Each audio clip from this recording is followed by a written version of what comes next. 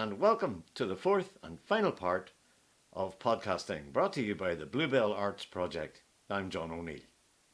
In the last video, I showed you how to do some basic editing on a program called Audacity. Now, if you're thinking of downloading Audacity and you've had a wee thought about that, if you're going to do that, make sure that you get it from www.audacityteam.org. You will see Audacity on other people's sites, and you can download from them as well. But the thing is, when you download from a third party, you don't really know if there's going to be anything else coming down with it that you don't want in your computer. So be careful and go to www.audacityteam.org. Right, now that you've thought about your podcast, you've thought about a title for it, you've made your running order, you've written up your script, you've recorded it. Now what do you do? How do you get it out there for people to hear it? That's what this particular video will be about. Well, you could just jump in at the deep end and post it up on Facebook or YouTube, but I'll come back to those two in a minute. Most podcasters who are serious and make podcasts on a regular basis will upload their work to a hosting service or a podcast aggregator. That's a platform where they will store your information and send it out for you. Now, I know you're thinking, what is that again? It's a hosting service. You see, a podcast needs a system to distribute it. And when you upload your podcast to a hosting service, you get a whole lot more than just somewhere for people to listen to it on. A hosting service will do all the marketing, and it will provide you with vital information about who's actually listening to your podcast and where they are and how many of them there are. There are lots of podcasting host services out there, and of course they don't all do it for free. Now, it's a bit like your mobile phone contract. On my phone, I get unlimited everything for a small fee every month, and it's way under £20, which is good. So that's about £5 a week, which isn't bad. Now, you can get a hosting plan for around about £3 a week. But shop around, because there are lots of sites out there. So just for your information, here's a few of the main services that you'll come across.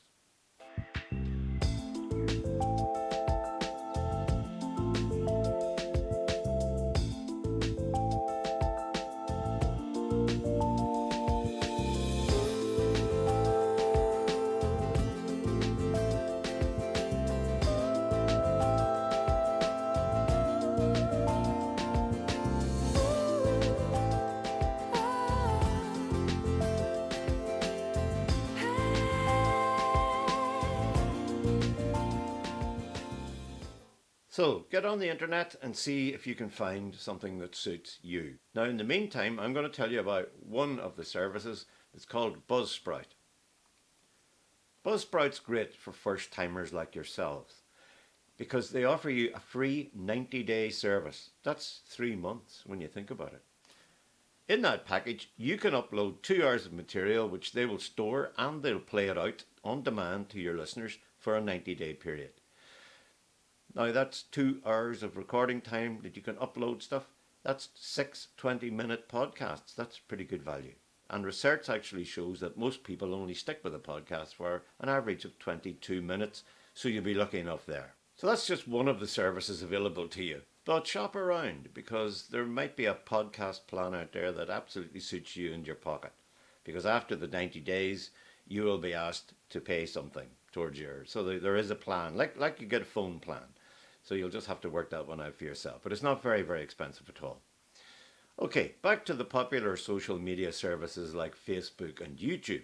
Well, you can, of course, load your podcast to either of them, but they mainly support video. So you have to actually make it as a video so we can see you doing your podcast. And if you don't want to do that, then you need to make a piece of artwork. That's something that you can put up, a bit like your very own album cover. And I'll show you how to add it to your podcast. So here's one I made earlier. It's no big deal. It's hardly a work of art, but it's to do with cooking. So there's a few bits of pieces of, fruit, veg, whatever it is. And it'll do for now as an example. It's not very good. The podcast sites that you would use, you should make your artwork 3,000 pixels by 3,000 square. So that's 3,000 that way, 3,000 that way. And that means they'll have a good quality picture to put up in the space while people are listening, if they're actually sitting looking at their computer or something like that. Cooking. Right. Today so I'm here going to talk about breakfast. I've transferred mine to my video editor.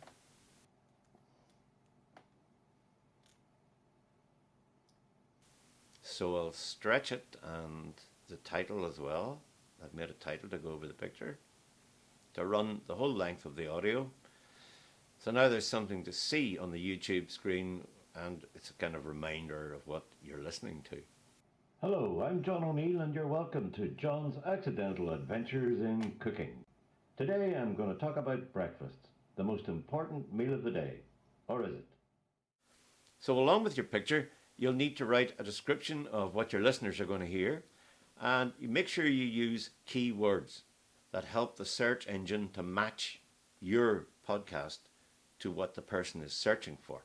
So for instance, if you were talking about fishing, you'd want to use some keywords. If I was trying to find out where would I go fishing in Ireland, then I want to go fishing for trout. You should have in your description words foil, Derry, river, trout, and so on, so that the machine can find, when I'm looking for it, where exactly your podcast is, and then I can listen to it and be told to come here and great fishing, etc. Now, in my piece, I could include, for instance, breakfast, the words breakfast, cooking, food, etc., so that anyone using any of those words will be more easily directed towards my podcast. That's the whole deal of it. So we're good to go. But there's one more issue: music. Now, this is a tricky issue, and one that could potentially land you in court and facing very serious financial consequences. The long and the short of it is this: you cannot include any music where you do not own the copyright, or at least have a written permission that you may use it. Now, you'll often see music offered as royalty-free, but royalty-free is not copyright-free. That's the difference. You can, of course, play your own music if you've got a keyboard or whatever, and you could get music from friends of yours. Maybe the guys down the street that have a band, they'll let you use one of their tracks. Get permission. Always, and get it in writing as well. Now, you'll often hear a phrase called fair usage. A lot of people think that you can just say, oh, well, it was fair usage. Fair usage is not a rule or a regulation. It's not a law either. But what it is a judgment. It's actually a defense. If you were brought to court for copyright infringement, you could say, it was fair usage, Your Honour. I didn't make any money out of it. And what I was doing was, for instance, I might make a podcast with a friend about the Rolling Stones. And I might say the Stones were far better in the late 60s than they ever were in the 70s. He might say, oh, no, they were really good in the 70s. And I say, no, listen to this. And I play a minute or so of a Rolling Stones track from the 60s. And he goes, no, listen to this. So he plays a track. So now we've played 2 clips from the Rolling Stones. If somebody said, you don't own the copyright to those, we could say, well, actually, we were critiquing the pieces of music. We were talking about them. So we needed to illustrate the picture by playing a bit of music so that people could hear what we're talking about. And we think that's fair usage. And most likely that would be allowed. But it's a judge who decides that, not you. So always err on the side of caution when it comes to music. In all other cases, go to YouTube or go to Facebook.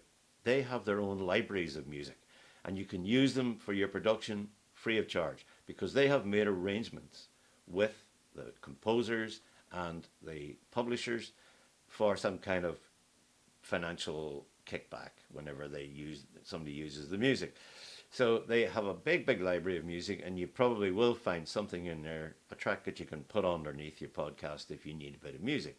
And if not, well, get your own keyboard. So the last thing you really want is to be kicked off the social media sites for copyright infringement, so be careful. Well, on that happy note, that's about it. Thank you very much for watching, and I hope you enjoyed this short series. And don't forget, if there's any comments you want to make or you want to ask a question, we're on Facebook at Bluebell Podcasting Group. So from me, John O'Neill, till the next time we meet, happy podcasting.